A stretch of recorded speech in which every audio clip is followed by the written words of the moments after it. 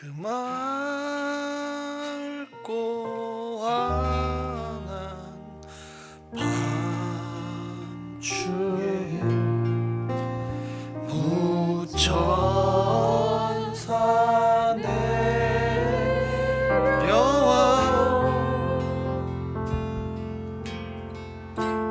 그 손에 비파 들고서 다 다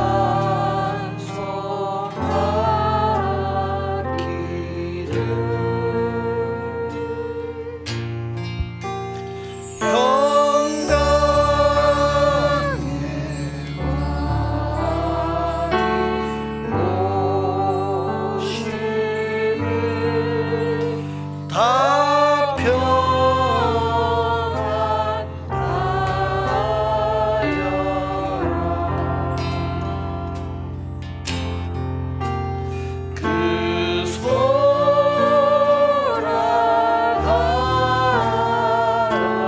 세상이 다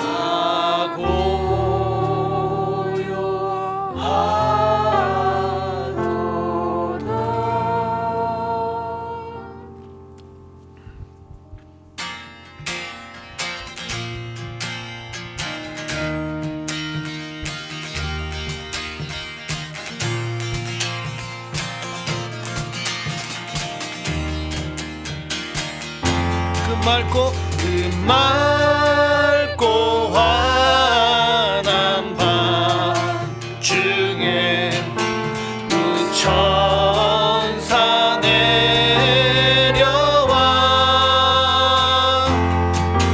그 손에 비파 들고서 찬송하기를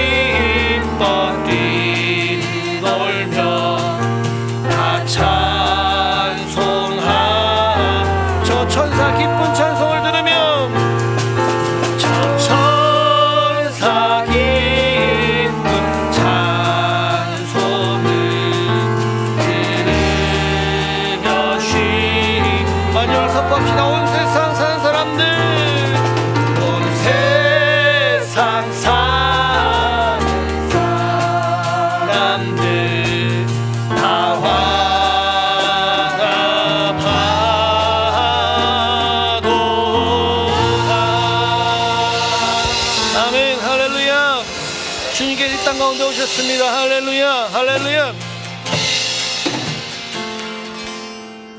우리 사도신경으로 우리 신앙을 선포하며 나가시겠습니다.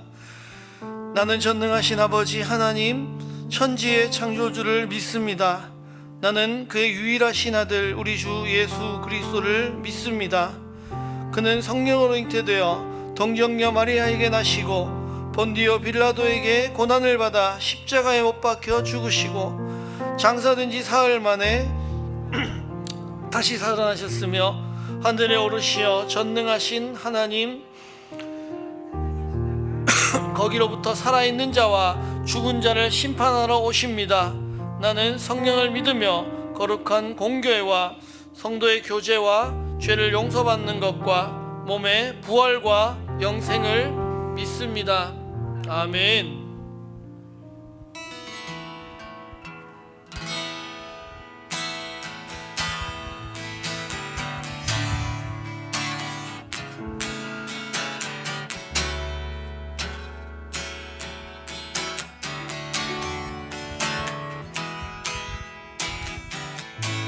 예수 우리 왕이여, 예수 우리 왕이여, 이곳에 오소서. 보좌로 주여 임하사 찬양을 받아 주소서. 주님을 찬양하오니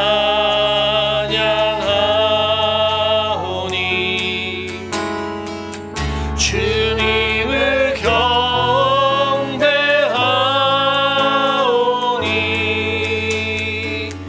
왕이신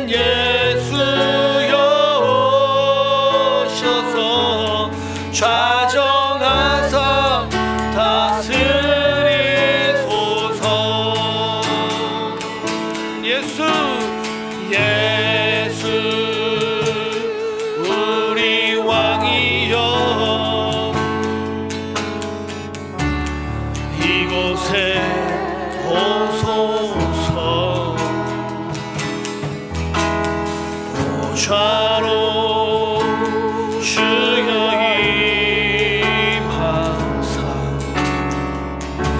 찬양을 받아 주소서. 주님을 찬양하오니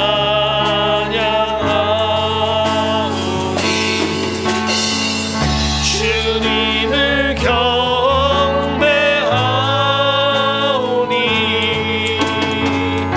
왕이신 예수여 오셔서 좌정하사 다스리소. 주님을 찬양하오니 주님을 경배하오니 주님을 찬양하오니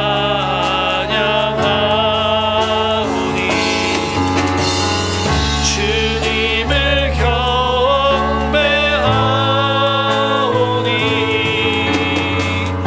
왕이신 예수여 오셔서 좌정하사 우리 전심으로 다시 한번 선포하며 나갑시다. 주님을 찬양합니다. 주님을 찬양하오니 주님을 경배하오니 왕이신 예수여 오셔서 좌정하사 다스리소. 왕이신 예수여 오셔서 왕이신 예수여 오셔서 좌정하사 다스리소서.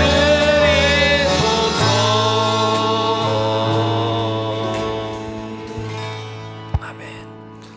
이 시간 우리 예배를 놓고 우리 김인권 장로님 나오셔서 기도해 주시겠습니다.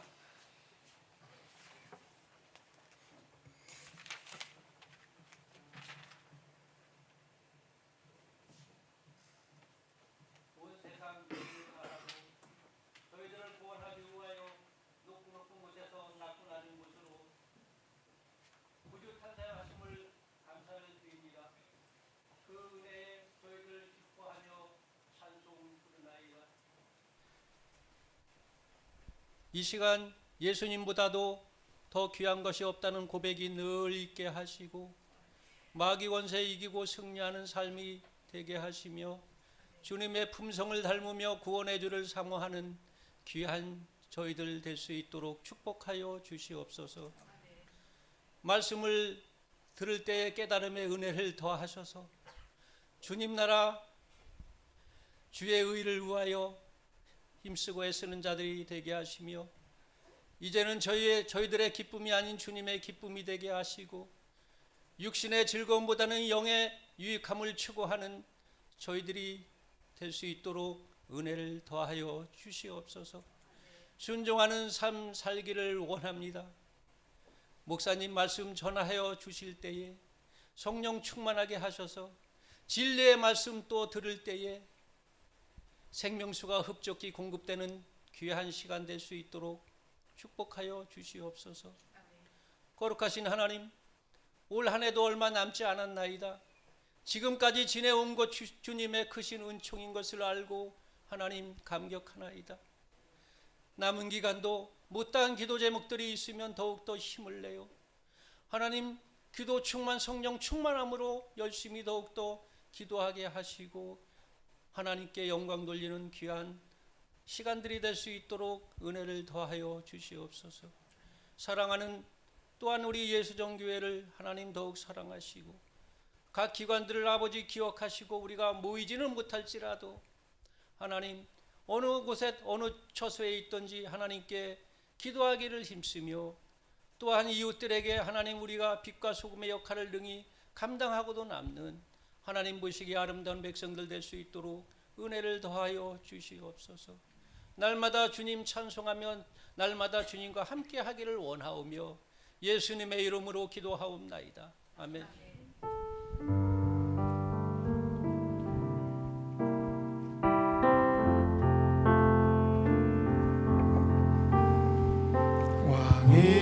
왕이신 나의 하나님, 내가 주를 높이고 영원히 주의 이름을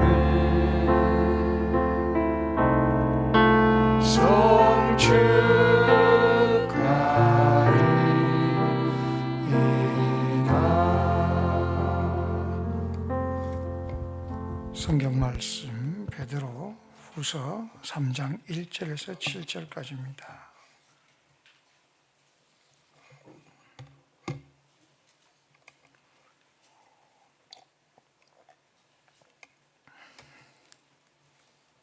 베드로후서 3장 1절에서 7절 제가 봉독해 드리겠습니다. 사랑하는 자들아, 내가 이제 이 둘째 편지를 너희에게 쓰노니 이 두 편지로 너희의 진실한 마음을 일깨워 생각나게 하여 곧 거룩한 선지자들을 예언한 말씀과 주 되신 구주께서 너희의 사도들로 말미암아 명하신 것을 기억하게 하려 하노라. 먼저 이것을 알지니 말세에 조롱하는 자들이 와서 자기의 영욕을 따라 행하며 조롱하여 이르되 주께서 강림하신다는 약속이 어디 있느냐. 조상들이 잔 후로부터 만물이 처음 창조될 때와 같이 그냥 있다 하니 이는 하늘이 옛적부터 있는 것과 땅이 물에서 나와 물로 성립된 것도 하나님의 말씀으로 된 것을 그들이 일부러 잊으려 함이로다. 이로 말미암아 그때의 세상은 물이 넘침으로 멸망하였으되 이제 하늘과 땅은 그 동일한 말씀으로 불살하기 위하여 부활하신 바 되어 경건하지 아니한 사람들의 심판과 멸망의 날까지 보존하여 두신 것이니라. 아멘. 잠깐 기도하겠습니다. 하나님 감사합니다. 오늘 이 말씀을 전할 때에 주님께서 함께하여 주시고 주의 성령의 기름 부으심을 주셔서 우리가 예수님을 믿고 예수님을 닮아가는 놀라운 은혜가 있게 하여 주시옵소서. 예수님 이름으로 기도드리옵나이다. 아멘. 오늘은 성탄절 예배를 함께 이렇게 드리게 됩니다. 누가복음 2장에 보면 유월절이 나옵니다. 자, 유월절은 지난주에도 제가 설교했듯이 이스라엘은 굉장히 중요한 절기라고 했죠. 광복절과 같고 하나님 안에서 구원받은 날이다. 예수님이 또 유월절 어린 양 되신다. 그런 이야기를 했습니다. 요시아가 이스라엘이 회복되는 날을 바라보면서 유월절을 지킨 것을 기억합니다. 바벨론 포로 후에 400년이 지나면서 그들이 예루살렘으로 돌아와서 이 유월절을 계속 지켰습니다. 놀라운 일 아니겠습니까? 그리고 예수님 시대에도 이 유월절이 지켜졌는데 어마어마하게 지켜졌습니다. 예수님 시대에는 성전을 다시 지었죠. 헤롯이 성전을 지었는데 80년 동안 지었어요. 솔로몬 성전보다 더 웅장하게 지었어요. 어마어마하게 지었습니다. 그리고 이런 유월절에 대한 절기를 되게 강력하게 이렇게 지냈어요. 그래서 예수님도 12살 되던 해에 이제 유월절을 지키러 부모님을 따라서 올라가게 됩니다. 근데 뭐 아시다시피 예루살렘은 좁은데 뭐 전국에서 유월절을 드리러 다 소양 끌고 가족들대로 다 올라오니까 얼마나 복잡했겠어요. 너무너무 복잡했습니다. 그런 가운데 예수님이 부모님과 올라가다가 예수님이 길을 잃은 건지 부모님들 정신이 없는 거지 예수님을 잃어버렸습니다. 요즘 같으면 난리가 났겠죠. 자식을 잃어버리면. 근데 아마 그 부모들이 친척들하고 같이 뒤에 올라오는갑다 이렇게 생각하고 그냥 올라갔대요. 예루살렘으로. 예루살렘에 올라가서 딱 보니까 자기 아들 예수가 없는 거예요. 그래서 이제 뒤늦게 이제 예수를 찾으려고 막 돌아다니는 거죠. 돌아다니다 보니까 예수님이 어디에 있었냐면 성전에 있었어요.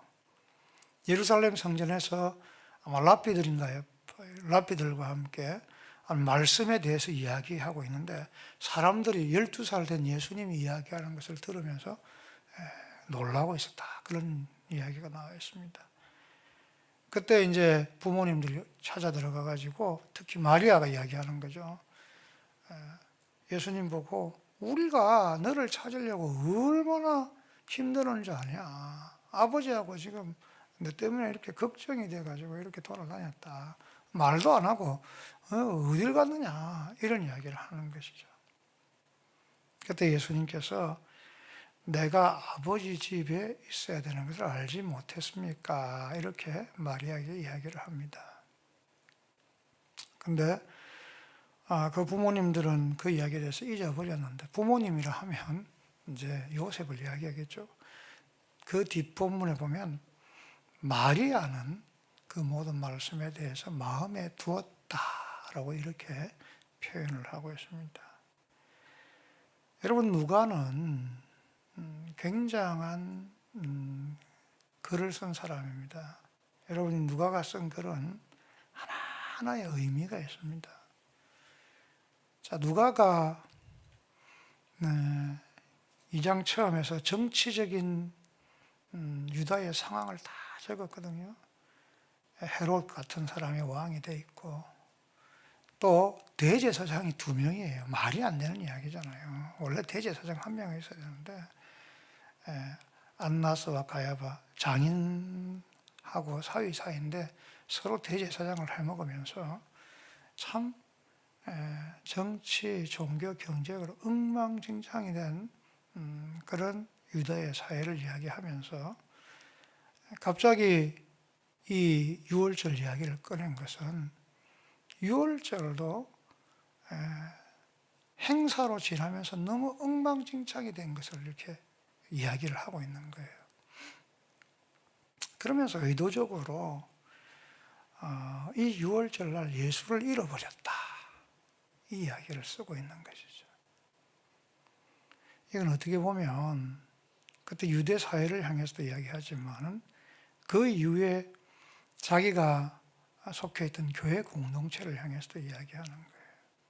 너무나도 많은 행사와 너무나도 복잡한 이런 일 가운데 예수를 잃어버리는 그런 일이 있지 않느냐, 이런 이야기를 쓴 것이죠. 그러면서 항상 마음에 예수님의 말씀, 예수님을 마음에 두어야 되는데 우리는 가장 가까이 있는 부모 같으면서도 가장 가까이 있는 예수님과 가장 가까이 있는 사람이라고 하면서도 그걸 잃어버리지 않느냐. 마리아는 그 마음에 예수님을 두었다, 이야기를 하고 있는 것이죠. 항상 예수님을 마음에 품고 신앙생활을 하는 것에 대해서 누가가 이야기를 합니다. 저는 성탄절에 대해서 참 의미가 있다고 생각합니다. 이 성탄절은 예수님이 오신 것을 온 세상에 선포하는 날이죠. 그런데 이 성탄이 연말과 이렇게 겹쳐지면서 어떻게 보면 너무 복잡해지고 너무 막 화려하게 이렇게 진행되다 보니까 혹시 이 성탄에 예수를 잃어버리고 예수님에 대한 의미를 잃어버리지 않는가, 이게 참 안타깝습니다. 성탄의 유래를 보면 성탄절은 절대 12월 달이 아닙니다. 예수님은 12월 달에 탄생할 수가 없어요. 왜냐하면 양떼를 치던 목자들이 밖에서 자다가 예수님을 경배하러 왔죠. 천사의 이야기를 듣고 유다에서 양떼를 방목을 하고 밖에서 잘 수 있는 것은 11월 달까지만 할 수 있습니다. 그 다음에 추워서 밖에서 못 자요. 그러니까 그것을 우리가 유추해 볼 때에 예수님의 탄생일자는 3월에서 11월 달 사이다. 그리고 언젠가는 누구도 몰라요. 아무도. 그런데 왜 12월 25일 성탄절이 됐을까? 이유가 뭐냐? 예수님의 탄생을 기념하기 위한 날들에 대해서 요구가 참 많았어요. 근데 뭐 아무리 검증을 하고 고정을 해도 이게 뭐 날짜가 나올 수가 있어야지. 근데 이게 공인이 된 게 로마에서 기독교가 공인되면서 이 25일이 크리스마스로 정해졌습니다. 이유는 뭐냐? 로마의 콘스탄틴 대제가 예수님을 기독교를 공인했지만은 그때 당시 로마는 예수 믿는 사람이 많은 게 아니라 전부 예수를 안 믿고 이교도 투성이었잖아요. 우상숭배 단지였잖아요.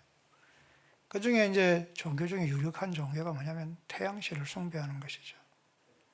그 태양신의 아들의 탄신인 12월 25일입니다. 근데 이제 기독교가 공인이 되고 세력화가 되면서 그 이교도들을 전부 다 이렇게 수용을 해야 될 거예요. 받아들여야 되거든요. 받아들이는 과정에서 이제 로마 기독교가 그들의 축제일을 예수님의 생일로 바꾸자. 이게 잘한 건지 못한 건지는 모르겠어요. 그러나 하여튼 12월 25일이 생일은 아닌데 그 이교도들을 다 기독교도 받아들이기 위해서 25일을 예수님 탄신일로 바꿔버리는 거예요. 졸지에 태양신을 숨고 있던 사람들이 12월 25일 날 태양신 축제를 하는 게 아니라 뭐를 하게 됐어요? 예수님 생일 축제를 하게 된 거예요. 그러면서 이제 그 역사가 뿌리를 내려오면서 성탄절이 된 겁니다. 그래서 누가 날짜 때문에 뭐 이야기를 하고요. 뭐 25일 맞니 안 맞니 이단들 중에 그런 이야기를 하고 지켜야 되냐 안 지켜야 되냐 이런 이야기를 하는데 그 의미 없어요. 그냥 12월 25일은 예수님 생일이 아니라 그냥 예수님이 이 땅에 오신 것을 선포하는 날이다. 이렇게 생각하시면 됩니다. 그래서 뭐 생일 케이크를 캐시든지 뭐 예수님 생일 축하합니다 하든지 말든지 그건 모르겠지만은 정확한 생일은 아닙니다. 뭐 음력으로 지키셨는지 모르지만 하여튼 예수님이 이 땅에 오신 것에 대해서 기념하는 날이다. 이거예요. 그런데 세상이 자꾸 예수님이 이 땅에 오신 것을 기념하는 날에 예수님을 잊어버리고 있다. 예수님을 잃어버리고 딴 게 주인이 되고 있어서 참 안타까운 이야기죠.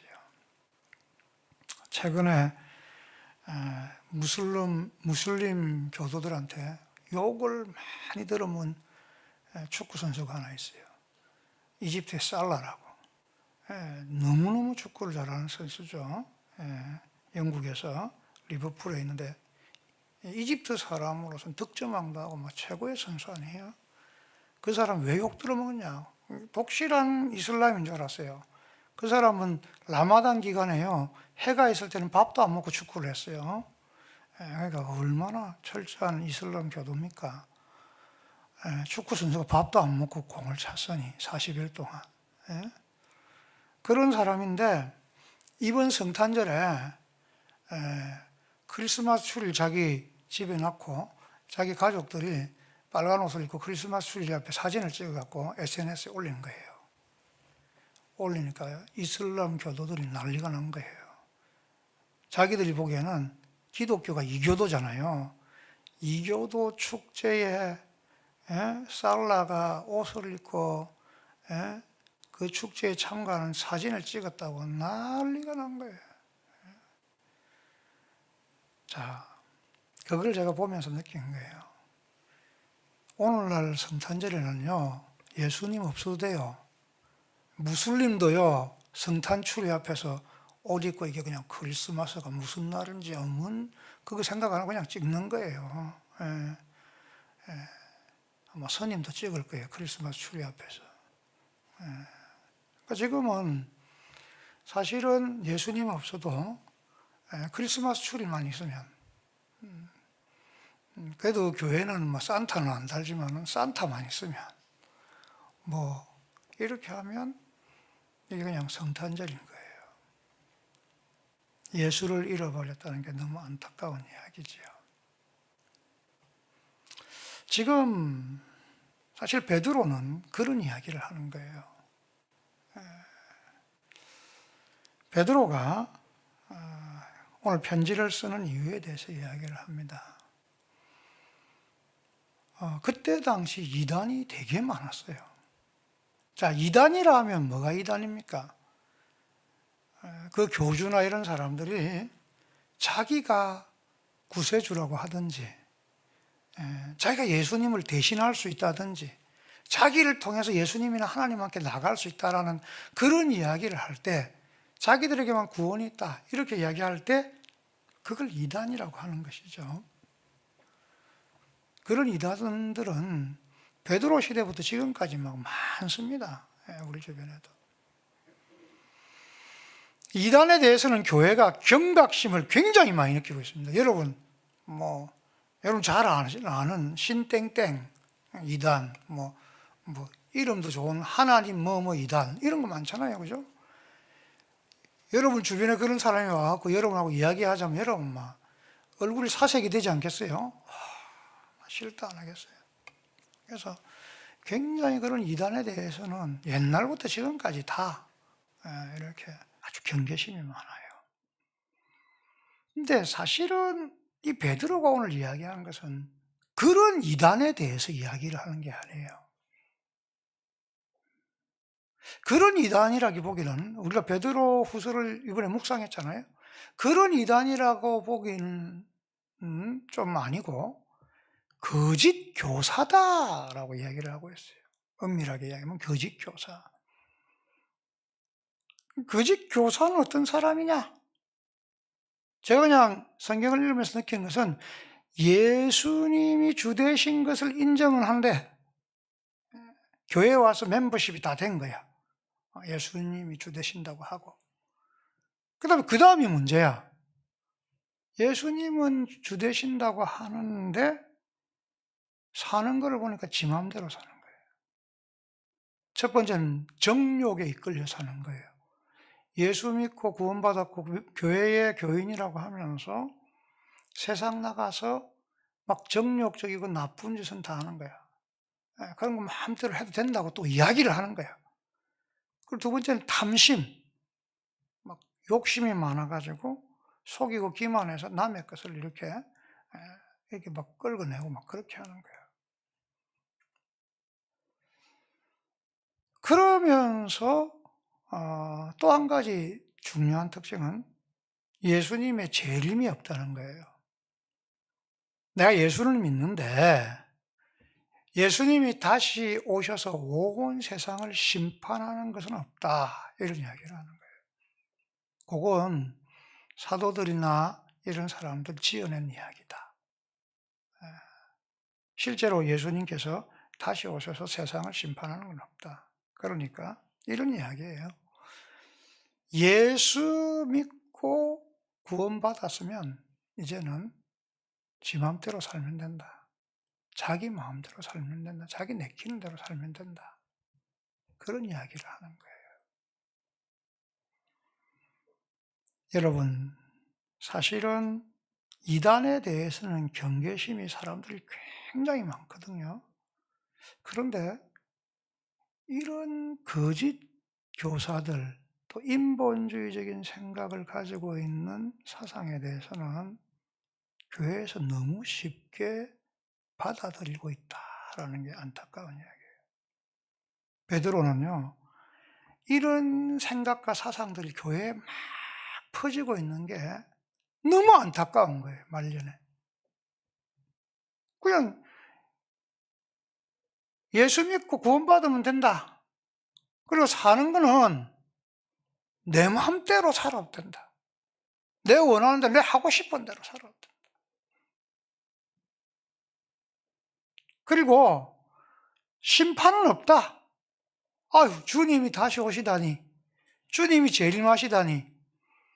그래가지고 세상을 심판하고 우리를 다시 심판하시다니. 이런 일은 절대 없다. 그냥 예수 믿고 그냥 네 하고 싶은 대로 살면 된다. 이런 것이죠. 여러분, 예수 믿고 우리 하고 싶은 대로 살면 됩니까?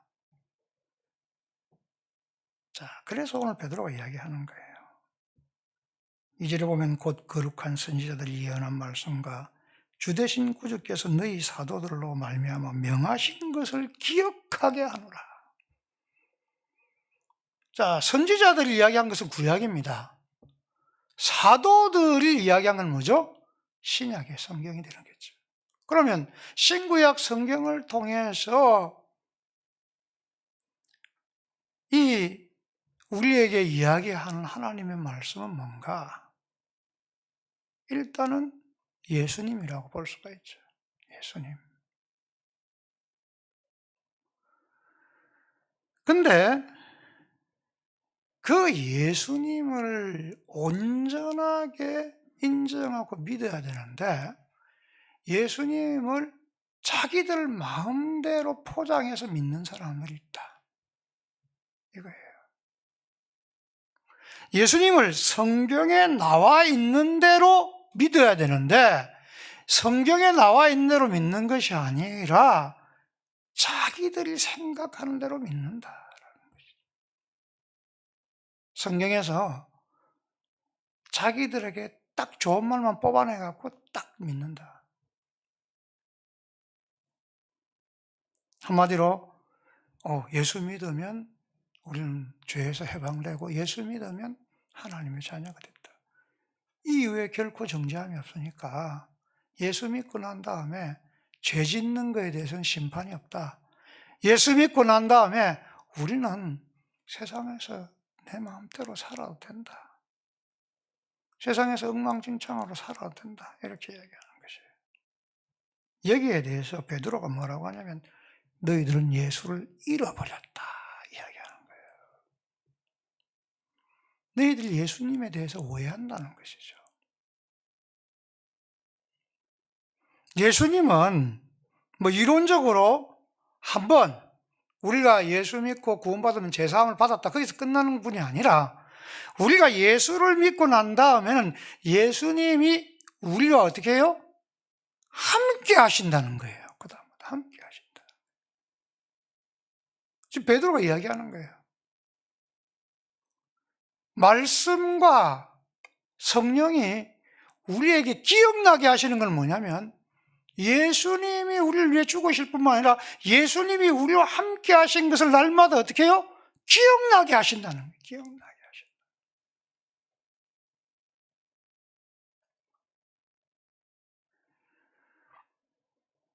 여러분, 이 이단들이 교회를 얼마나 망쳐버렸든지 교회 안에서 예수를 믿고 경건하게 사는 사람들을 향해서 바보라는 거예요. 융통성 없고 바보고 멍청하다는 거예요.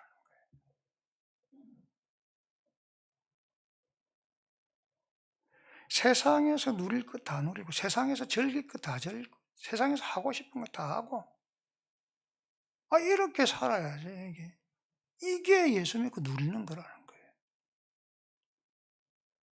여러분, 우리는 예수 믿고 성실하게 살아서 세상에서 유력해질 수도 있고 세상에서 부자가 될 수도 있고 세상에서 아주 정말 영향력 있는 사람이 될 수도 있습니다. 그런데 그렇게 되어가지고 윤리적으로나 그렇게 돼가지고 정욕과 탐욕으로 탐심으로 엉망진창으로 사는 것은 용납하지 않습니다. 그리스도교에서. 우리가 세상에서 성실하게 살아서 세상에서 영향력 있는 사람까지는 인정을 하지만은 타락한 사람으로 살아가고 속이고 기만한 자로 살아가는 것을 세상은 어떻게 예수님은 말씀은 인정하지 않는다라는 사실. 이걸 아셔야 됩니다. 왜? 예수님이 우리와 함께 하시기 때문에 그렇다는 거예요. 여러분, 내 안에 예수님이 계신다면 내가 정욕적이고 탐심이고 탐욕적이고 엉망진창으로 살면 예수님께서 우리 속에서 말씀하시지 않겠어요? 야, 니 그렇게 살면 안 된다. 니 그렇게 살면 되겠냐? 아니, 최소한 여러분이 하나님의 말씀을 날마다 묵상한다면 하나님께서 주신 성경이잖아요. 성경을 날마다 묵상한다면 선지자의 글과 사도들의 글을 묵상한다면 그 글 속에서 만난 예수님이 그래, 니내 믿고 구원받았으니까 네 마음대로 나쁜 짓 해도 된다. 네 마음대로 세상 가서 사기치도 된다. 네 마음대로 타락한 삶 살아도 된다. 그런 이야기를 성경을 통해서 하겠어요? 말씀을 통해서?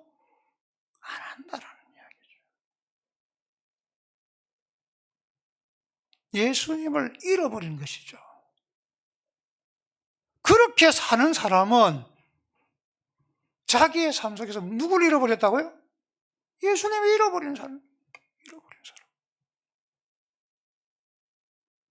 그래서 우리가 살다가 어쩔 때는 한번 좀 타락할 때가 있어요. 어쩔 때는 우리의 욕심과 탐심으로 살 때도 있어요. 그리스도인도. 그러나 그럴 때마다 우리가 말씀을 묵상하고 성령 안에서 기도하다 보면 어떻게 돼요? 거기에 대해서 철저하게 죄의식을 느끼는 거예요. 그러면 회개하고 주님, 내가 이렇게 살아서는 안 되겠습니다. 내가 하나님이 거룩한 뜻을 따라 하나님 기뻐하신 대로 살아야지 이렇게 살아서는 안 되겠습니다. 이걸 버려버리고 주님이 기뻐하신 뜻대로 살아가게 된다라는 것이죠. 그게 정상적인 그리스도인이라 이거죠. 여러분 조심하십시오. 이단들은 눈에 보이지만은 세상의 인본주의와 세상의 세속주의는요, 눈에 보이지 않게 우리의 삶 속에 스며들어서 우리가 예수를 잃어버리게 하는 것입니다. 우리 예수님을 마음속에 품고 사는 거예요. 예수님이라면 어떻게 할 것인가? 라는 소설이 있습니다. 그 뭐죠? 아무 정신도 없이 그냥 화려하게 살아가던 부유층에 있는 사람들, 그런 교회에서 예수님이라면 어떻게 했을 것인가? 라는 그런 고민을 하는 그룹이 생긴 것이죠. 말씀을 묵상하며 말씀을 보면서 과연 예수님이라면 어떻게 했을 것인가? 기업을 하면서 사기를 치고 또 뭐 연예인으로서 이 문란한 삶을 살고 뭐 이렇게 살았던 사람들이 그런 성경을 보면서 예수님이라면 어떻게 할 것인가 고민하게 되면서 그런 부정적인 것, 예수님이라면 이런 일을 안 했을 것이다, 예수님이라면 이렇게 했을 것이다 하면서 그런 것들을 하나하나 끊어가고 하나님이 기뻐하시는 영광의 삶으로 변해가는 그런 것을 소설로 만든 것이죠. 참, 이게 소설로 됐다는 게 안타까운 거예요. 여러분, 우리에게 하나님이 말씀을 주신 것은 이 말씀을 통해서 내 안에 예수님이 있는 것을 발견하게 하실 줄 믿습니다.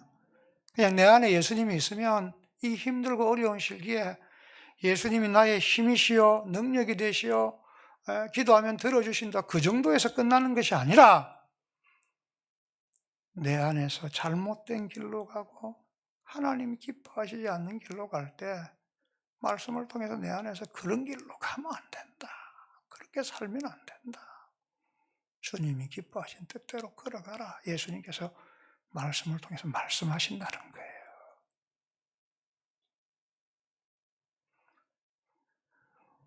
물론 우리가 완벽한 윤리주의자가 되는 것이 그리스도인의 목표는 아니에요. 그러나 날마다 말씀과 성령 가운데서 예수님을 기억하면서 하나님이 기뻐하시는 뜻대로 살려고 발부둥치는 것이죠. 오늘 3장 14절에 보시면요, 그것이요 너무너무 힘든 일이라가 아니라 그것이 하나님 안에서 평강이라고 이야기를 하고 있어요. 그것이 하나님 안에 평강. 여러분, 이 거짓 교사들은요, 정욕과 탐심으로 사는 거, 이게 즐거움이라고 하고 이게 기쁨이라고 해요. 쾌락주의를 이야기했어요.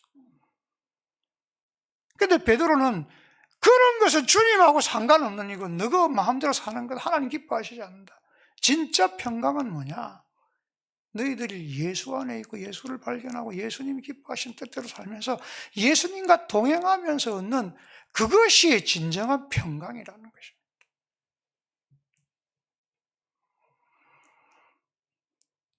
여러분, 말씀과 성령이 우리를 인치셔서요, 주님의 재림의 날까지 우리를 인도하여 주시는, 그게 뭡니까?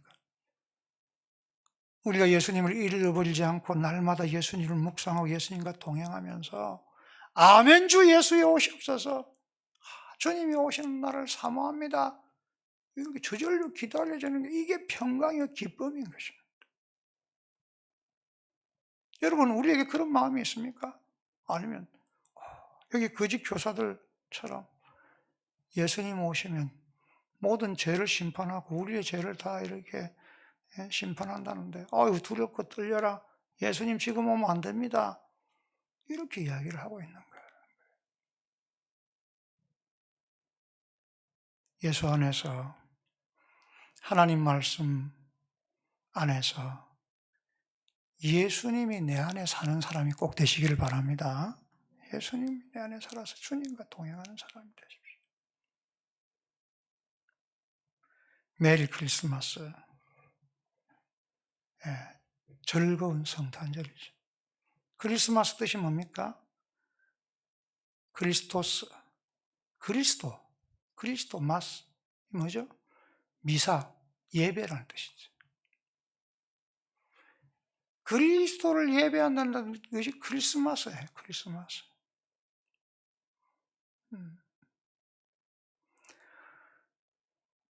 예수님이 항상 내 안에 계셔서 주님이 내 구주가 되심을 예배하는 거예요. 예수 잃어버리면요, 예배도 없어요. 크리스마스가 아니에요. 매일 크리스마스. 이 지금 베드로후서에서 이야기하는 거예요. 예수님이 내 안에 계시기 때문에, 내가 주님과 동행하기 때문에, 주님의 말씀대로 순종하고 주님과 함께 살아가기 때문에 내가 행복하고 평강이 있습니다. 이게 매일 크리스마스, 행복한 주님과의 삶이에요. 동행하는 삶이에요.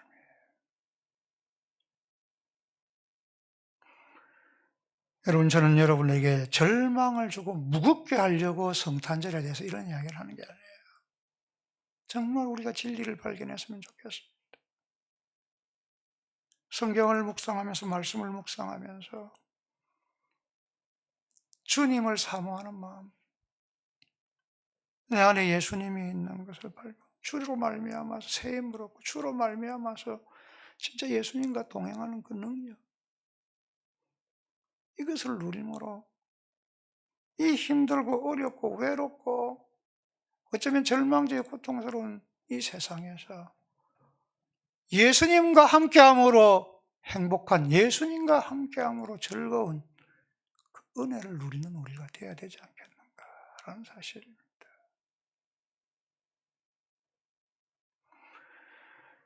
베드로의 마지막 이야기를 하고 마치겠습니다.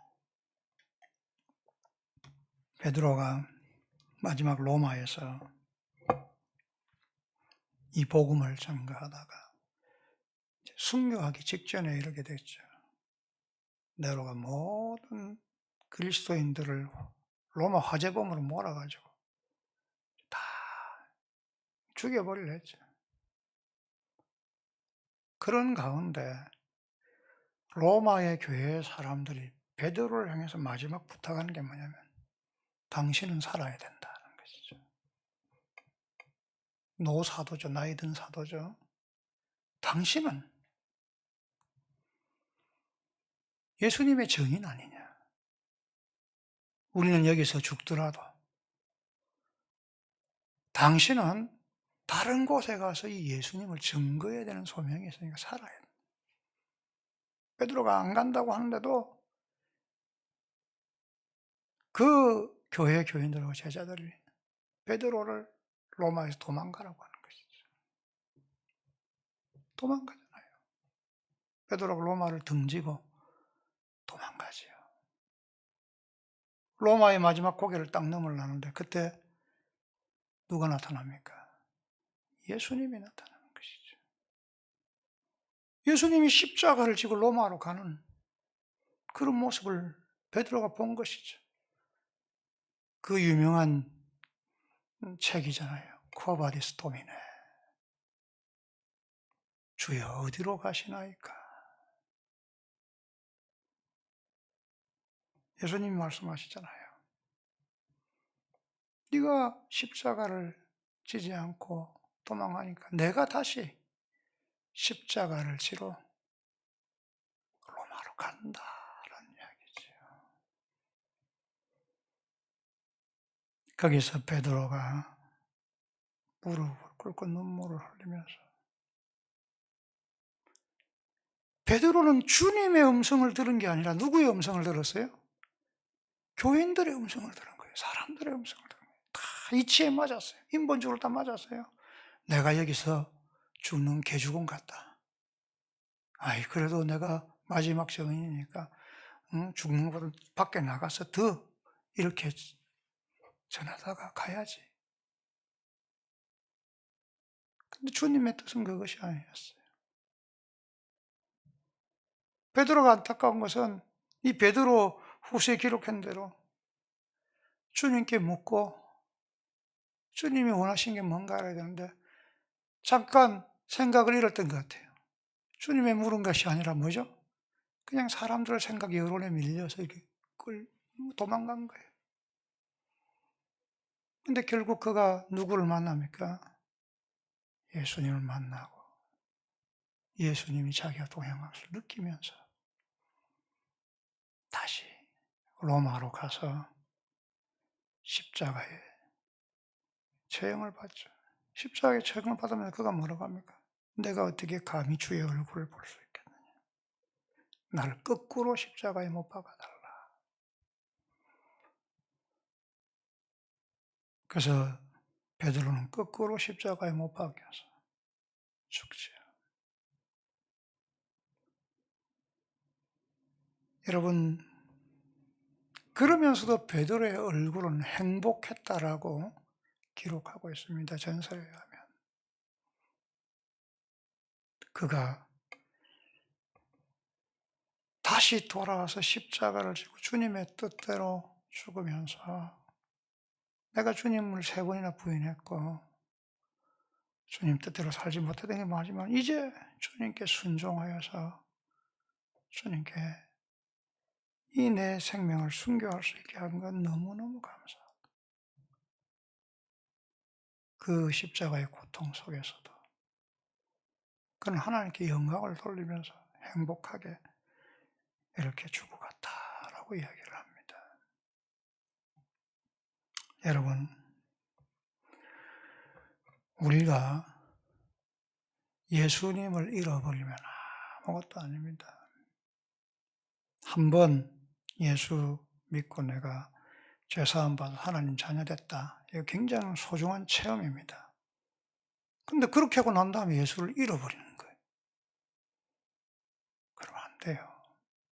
그리고 이 거짓 교사들처럼 그냥 합리적인 말을 많이 하고 막 인본적인 말 많이 하면서 그냥 세상에서 뭐 그런 이야기들로 성경을 뒤덮으려고 하고 있어요. 교회 안에서. 그렇다고 진리는 뒤덮이지 않습니다. 하나님의 말씀은 뒤덮이지 않습니다.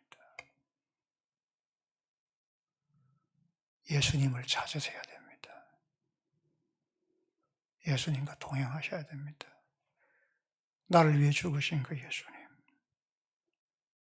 그 예수님 나와 동행해 주시고 나 부족하고 연약하지만은 그래도 날마다 예수님 때문에 코바디스 도미네. 주님 내가 어떻게 살까요? 어디로 갈까요? 그거 물으면서 한 걸음 한 걸음 그래도 주님이 기뻐하시는 대로 주님과 동행하는 삶을 사는 것이 가장 행복한 삶인 줄 믿습니다. 기도하겠습니다.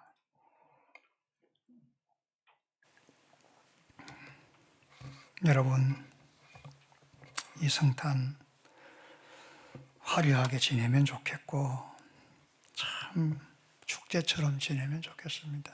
자, 그거 말리지 않습니다. 상황이 되고 환경이 되면 그렇게 하면 되지요. 하나님께 영광이 되고 하나님 영광이 예배가 되고 얼마나 좋겠어요. 그러나 이 어려운 시기에 지금 이 성탄을 참 숨지기면서 우리가 이렇게 보내고 있습니다. 세상도 어렵고요. 교회도 어렵고요. 우리 삶도 참 어려워요. 그러나 중요한 것은 우리가 예수를 잃어버리지 않았다면, 예수님 우리 안에 계시다면 이게 행복한 거예요. 하나님 말씀을 묵상하고 성령 안에서 기도하십시오. 그리고 제발 사람으로부터 위로를 받는 것이 아니라 잃어버린 예수를 찾아서 예수님으로부터 위로를 받고요. 예수님이 내 안에 계신 것을 알고 예수님으로부터 성경을 통해서 내가 행할 길을 찾고 주님과 동행하세요. 하나님과 함께 하세요. 쓰러질 것 같고 넘어질 것 같고 고독하고 외로울 것 같고 힘들고 고통스러울 것 같지요. 아무것도 나를 도와줄 거 없을 것 같아도 주님께서 우리의 힘이 되시고 능력이 되시는 거예요. 그리고 우리를 이렇게 세워주실 뿐만 아니라 우리를 주님의 뜻대로 살게 하시는 거예요. 예수님의 뜻대로 걸어가게 하시는 거예요. 우리 같이 한번 기도하십시다. 혹시 내가 예수를 잃어버리지 않았나? 혹시 내 속에 주의 말씀과 성령 안에 주님의 뜻대로 사는 것을 잃어버리지 않았나? 날마다 주님과 함께 하시면 힘든 것도 어려운 것도 이길 수 있고요. 주님과 함께하면 내가 잘 되더라도 교만하지 않고 겸손하게 주님의 영광을 위해 사는 그런 행복을 누리는 거예요. 주님 우리 안에 계세요. 우리를 만져주시고 함께 해주세요. 그 주님을 기억하면서 오 주님 말씀과 성령을 통해 주님과 동행하기를 원합니다. 우리가 참 기도합시다. 살아계신 하나님 감사합니다. 참으로 세상이 복잡하고 어려워지고 교회도 복잡하고 어려워지고 아버지 우리가 말씀도 우리 마음대로 해석하고 세상의 논리대로 인본주의적으로 이게 왔다 갔다 하다 보니까 아버지 하나님 예수를 잃어버렸습니다. 아버지 예수님이 우리 안에서 우리의 구원자 되실 뿐만 아니라 우리의 인도자 되시고 우리의 위로자 되시고 우리를 이렇게 세워주시고 우리를 바른 길로 아버지 우리를 선한 길로 아버지 주님 오시는 그날까지 우리를 보호해 주시는 것을 알지 못하고 나 혼자 발부둥치고 나 혼자 왔다 갔다 하고 힘들게 이렇게 살았습니다. 근데 오늘 주님이 우리 안에 계신 것을 말씀을 통해 깨닫습니다. 아버지 예수 안에서 살기를 원하고 예수 안에서 주의 말씀대로 정말 깨닫고 하나님의 영광을 위해 사는 우리가 되게 하여 주시옵소서. 예수님 이름으로 기도드립니다. 우리 찬송가 38장 부르면서 봉헌하겠습니다.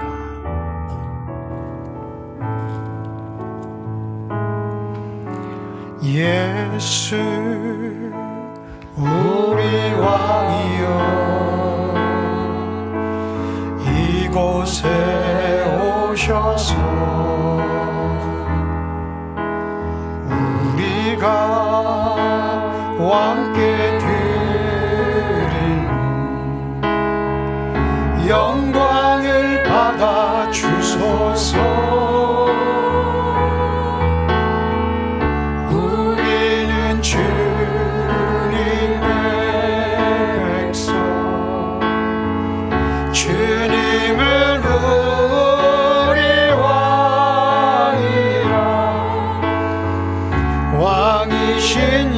예수님 오셔서 좌정하사 다스리소서.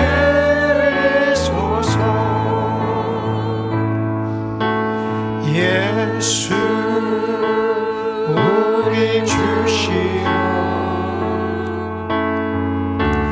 이곳에 오소서.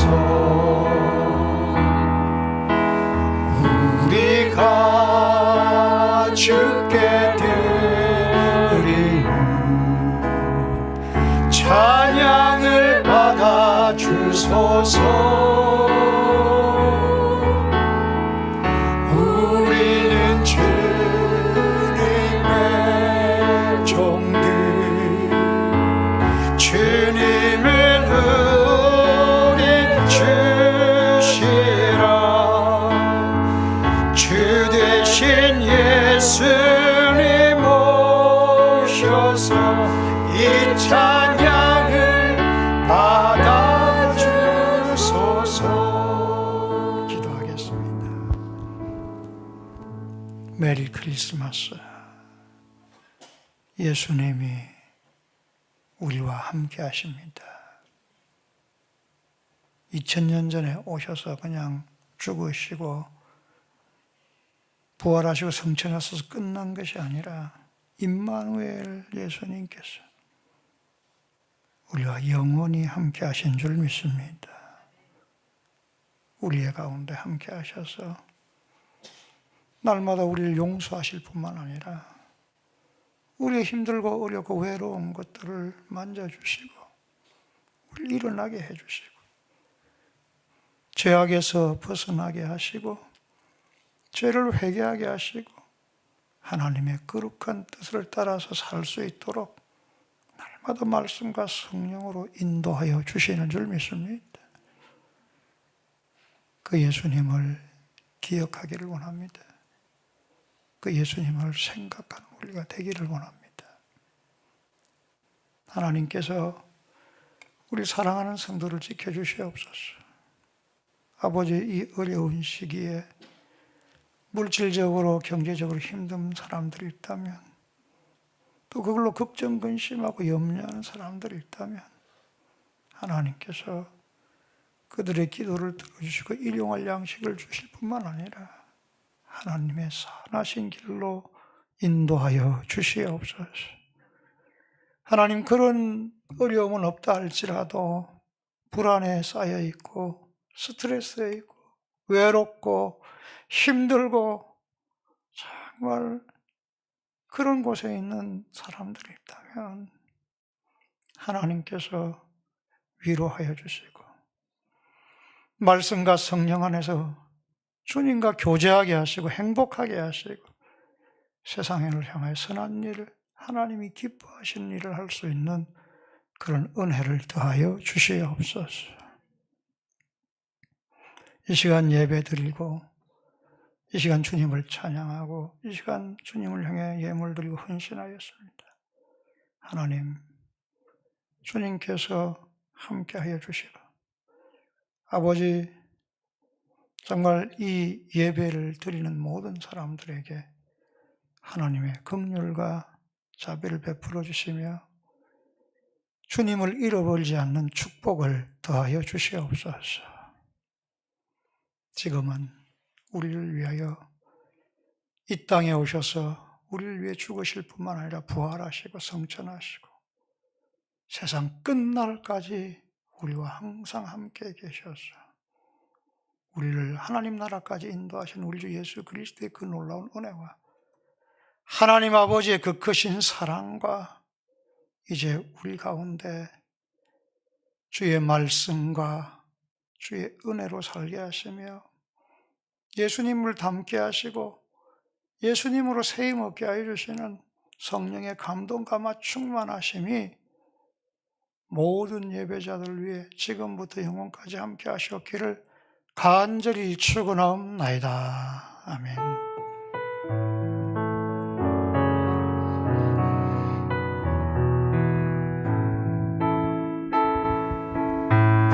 살아계신 주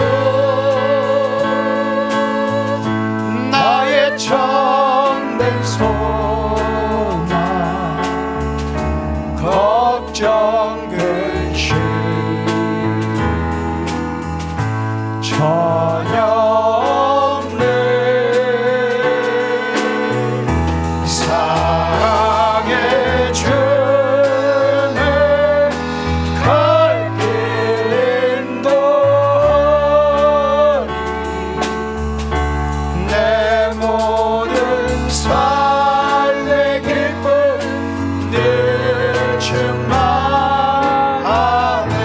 하나님께 영광 돌리겠습니다. 오늘은 성탄절 예배를 겸하여서 드리고 있습니다. 수요 예배 금요 기도회 당분간 가정에서 기도하시기를 바랍니다. 그리고 성경이 신약 1월 중순부터 시작합니다. 혹시 코로나로 3단계가 되면 좀 어려울 수 있습니다. 그러나 일단 신청은 김은혜 전도사님께 해주셔서 책을 이렇게 구입해 주셔서 수요일 함께 해주시면 감사하겠습니다. 선교위원회 오늘 2부 예배 후에 새가족실에서 잠깐 모이겠습니다. 송구 영신 예배 광고를 잘 들으셔야 됩니다. 12월 30일 원래 11시 30분에 들렸는데 올해는 없습니다.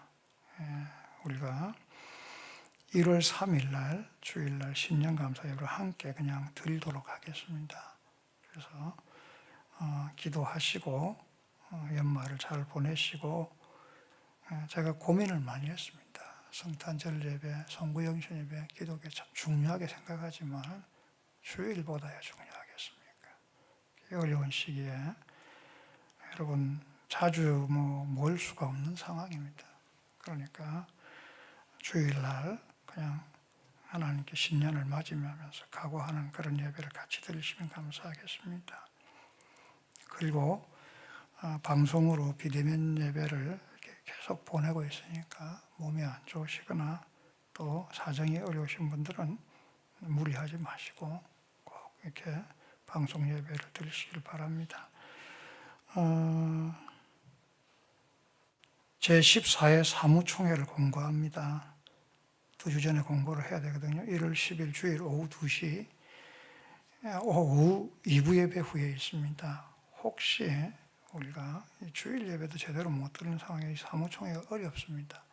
그런 경우에는 이번에 총회에서 내려온 게 SNS로라도 위임서라고 하죠. 위임서를 받으면, 교인 과반수 이상의 위임서를 받으면 그걸로 사무총회가 가능하다라고 이야기가 됐습니다. 그래서 최악의 경우에는 위임서를 받아서 성김이 모임에서 이렇게 결정할 수 있도록 그렇게 하고요. 가능하면 1월 10일 날 주일 2부 예배 후에 모여서 회의를 하도록 하겠습니다. 매일 성경 1 이후로 성탄 선물과 함께 전 교인에게 아이들까지 모두 다 드립니다. 그러니까 여러분들 꼭 말씀 묵상하시고 아이들까지도 꼭 말씀 묵상할 수 있도록 여러분, 성탄 선물은 별게 아닙니다. 그냥 마스크 이거 한 박스씩 중국산 안 좋다 해서 국산으로 이렇게 골라서 드립니다. 가셔서 하나씩 사용하시고요.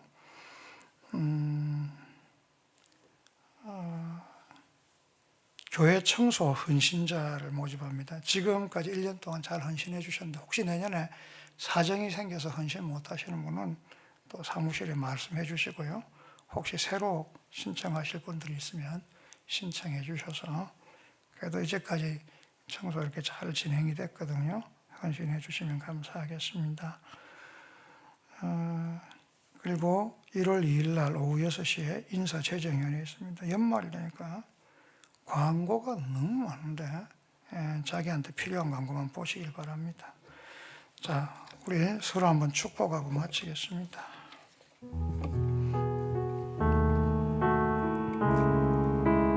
당신 하나님의 언약 안에 있는